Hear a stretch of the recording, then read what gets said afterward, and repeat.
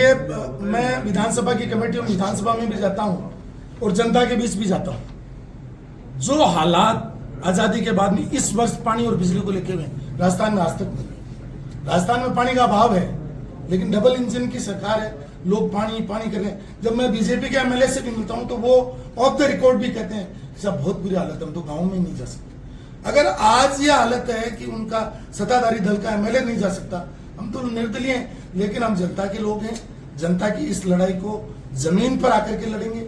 और मैं मुख्यमंत्री जी से मेरा बहुत विनम्रता के साथ आग्रह है कि ये घूमना फिरना बंद करें, और उनसे आग्रह है कि राजस्थान की जनता बिजली और पानी सरप्लस स्टेट है, आपके पास 37,000 मेगावाट बिजली है, 19,000 मेगावाट आपको चाहिए, तो ये बाकी बिजली जा कहाँ रही?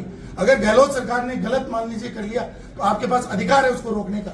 जब आपने गहलोत सरकार की बाकी स्कीम्स को आपने रोक दिया, जो जन कल्याणकारी मान लो गहलोत साहब कह रहे थी, उनको रोक दिया, तो बिजली को कैसे नहीं रोक पाए आप? कहाँ चले गए थे आप? तो मेरा मीडिया से ये कहना है कि उस समय मंत्री कहाँ थे, अफसर कहाँ थे और मुख्यमंत्री कहाँ थे जब बिजली के लिए जनता तरस रही थी? इसको आप सर्च करिए, आपको पता चल जाएगा कि देश प्रदेश की क्या हालात है। दादा नवाब कायम खान जी की आज शहादत का दिन है, और कौम कायम खानी पूरे विश्व में आज इसको शहादत दिवस के रूप में मना रही है। और उसी कड़ी में आज जोधपुर उम्मेद कायम खानी छात्रावास में एक गर्ल्स हॉस्टल का शिलान्यास है। उस कार्यक्रम में मैं शिरकत करने के लिए आया। सर, कल जोगेश्वर गर्ग जी यहाँ आए थे, उन्होंने कहा था कि 10 साल तक हमने जो है हैट्रिक बनाई और अब एंटी इनकम्बेंसी थी, इसलिए जो है कुछ सीटें कम आई है। आप कैसे मानते हैं? देखिए, ये तो भारतीय जनता पार्टी के किसी भी नेता ने बयान दिया तो उनके आंतरिक मंथन का समय है कि आज राजस्थान में लगातार 25 की 25 सीटें आई और 11 सीट जो है सरकार होने के बावजूद कैसे भी, तो वो उनको आत्म मंथन करना चाहिए। वो तो उनका अंदरूनी मामला, उसमें मैं टिप्पणी नहीं करूंगा, लेकिन ये जरूर है कि कहीं न कहीं चूक जरूर हुई। सर, थर्ड फ्रंट ने अच्छा किया है चुनाव में, तो राजस्थान में कहीं भविष्य देखते हैं आप थर्ड फ्रंट का? देखिए, संभावनाएं कभी किसी की खत्म नहीं होती, और आपने देखा होगा कि आरएलपी एक सीट जीत गई, बाप एक सीट जीत गई, कम्युनिस्ट पार्टी जो लगभग राजस्थान से समाप्त सी हो गई, वो वापस एक मेंबर ऑफ पार्लियामेंट उसने बना दिया।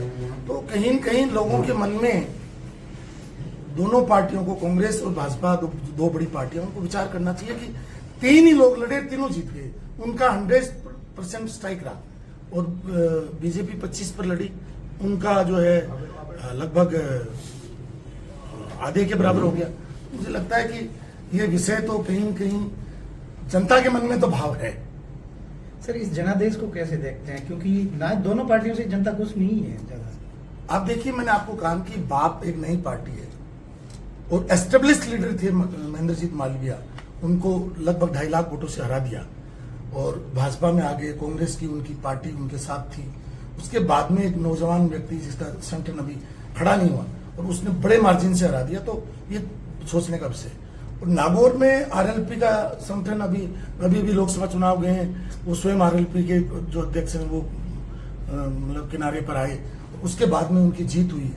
और इसी तरीके से कम्युनिस्ट पार्टी ये लगातार 7 बार आ रही है, हमरा राम जी कॉमरेड इसी, और बहुत जमानत जब्त हुई है 7 बार, और वो मेंबर ऑफ पार्लियामेंट बन गए। और लोगों ने अपनी पार्टियां छोड़ करके, जो दूसरी पार्टी विचारधारा में थे, कोई बीजेपी विचारधारा का था, कोई कांग्रेस विचारधारा का था, उन्होंने भी कम्युनिस्ट विचारधारा को वोट दिए। तो ये बहुत ही चिंता का विषय है, क्योंकि जिनका संगठन मजबूत है, जो सरकारें हैं, डबल इंजन की सरकारें, उनके लिए चिंता का विषय। हम तो निर्दलीय हैं।